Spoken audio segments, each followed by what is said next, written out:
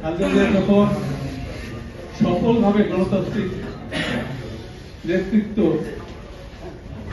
নেতৃত্বের মাধ্যমে বিএনপিকে ক্ষমতায় নিয়ে আসলেন, তখন কিন্তু তার পাশাপাশি ছোট ভাই খোকন এখানে উপস্থিত আছেন। সারা বাংলাদেশে এমন কোন শিক্ষা প্রতিষ্ঠান ছিল না যেখানে জাতীয়তাবাদী ছাত্র দলের কর্মী ছিল না, ঠিক? সেটা কেন ছিল? 9 বছর যে আপসের সংগ্রাম বেগম খালেদা জিয়া করলেন, তখন কিন্তু তরুণ সমাজের মনে দাও দাও করে চলছিল জিয়াউর রহমানের চালানো সেই বন্দী শিখা, জিয়াউর রহমানের সেই স্বাধীনতার ঘোষণা।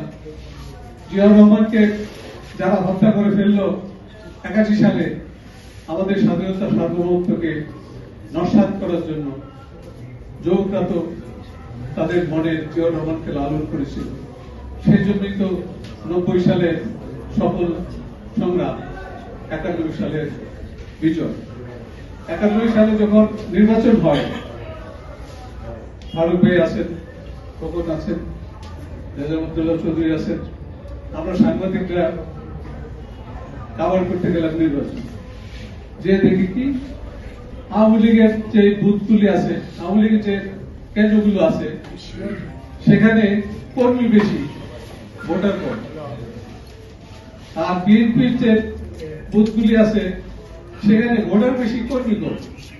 আমরা তো দেখে বুঝে পেয়েছি যে নির্বাচনের ফলাফল কি হবে, কিন্তু আওয়ামী লীগ তারা ঠিক করে দিয়েছিল তারা জিততে পারে নাই। যখনই স্বাধীনতার সার্বভৌমত্ব সমস্যার মধ্যে পড়ে, বাংলাদেশের মানুষ কিন্তু বিএনপিকে খোঁজে, খালেদা জিয়াকে খোঁজে। এই কথাগুলি আমাদের মনে রাখতে হবে। 24 সালে আবার আরেকটা স্ফুলিঙ্গ এসেছে মানুষের মনের মধ্যে, যে আমাদের স্বাধীনতা সার্বভৌমত্ব সমুন্নত করতে হবে। আমাদের স্বাধীনতা সার্বভৌমত্ব ধ্বংস করার জন্য এদেশেরই কিছু মানুষ কাজ করে যায়। অনেকে মনে করেন 24 সালে গণ অভ্যুত্থান না হলে আর 6 মাস 1 বছরের মধ্যে আমরা পরাধীনতার আরো অনেক কাছাকাছি চলে যেতাম। ট্রেন, ট্রাক, অনেক কিছুই চলাচল শুরু হতো, তার মাধ্যমে অনেক কিছু আসা যাওয়া করতো। অনেক মনে করেন কিছু বাহিনীর লোকজন এর মাধ্যমে আমাদের দেশে অবস্থান করত।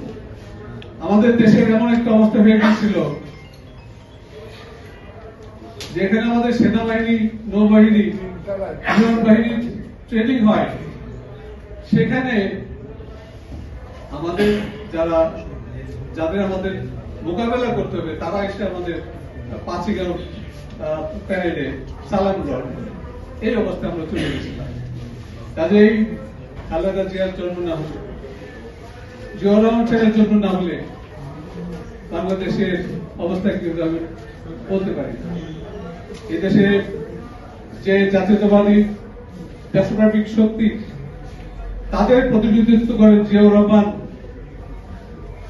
তাদের প্রতিনিধিত্ব করেন বেগম খালেদা জিয়া, তাদের প্রতিনিধিত্ব করেন জনাব তারেক রহমান।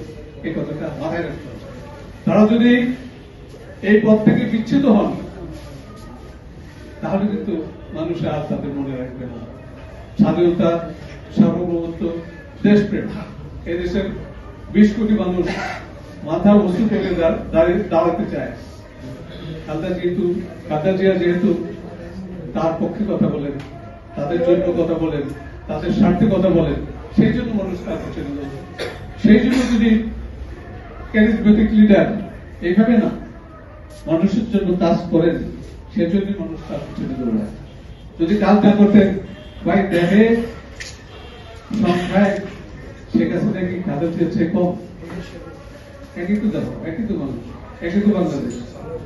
খালেদা জিয়ার মুখ দিয়ে দেশপ্রেমের কথা বাইরে, আরেকজনের মুখ দিয়ে দেশপ্রেমের কথা বাইরে। খালেদা জিয়ার মুখ দিয়ে স্বাধীনতা, আমি একটু না বললাম, স্বাধীনতা সার্বভৌমত্বের কথা বাইরে, আরেকজনের মুখ দিয়ে বাইরে না। এই জন্যই খালেদা জিয়ার দেশপ্রেম বা জনপ্রিয়তা, এই কথাটা মনে রাখতে হবে। কিন্তু অসুস্থ, তাকে কারাগারে দিয়ে অনেক ভুল চিকিৎসা করে তার অনেক ক্ষতি করা হয়েছে।